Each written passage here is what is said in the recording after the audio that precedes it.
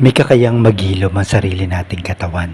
Halimbawang masakit ang hita mo o kaya yung tuhod mo.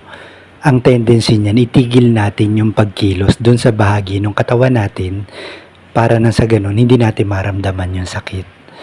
Pero hindi yun maghihilom sa ganung paraan. Base sa karanasan ko, nung sumasakit yung hita ko, ang ginawa ko, inulit-ulit ko siyang gamitin hanggang sa mawala na yung sakit.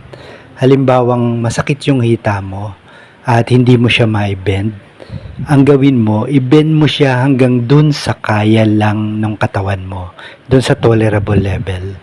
Tapos kinabukasan, ulitin mo lang ulit, i-bend mo siya dahan-dahan. Kinabukasan, mas magiging malalim na yung kaya mong i-bend. Gawin mo siya araw-araw, tapos mapapansin mo na nakakaya mo na siyang i-bend ng mas malalim kaysa nung dati na hindi mo siya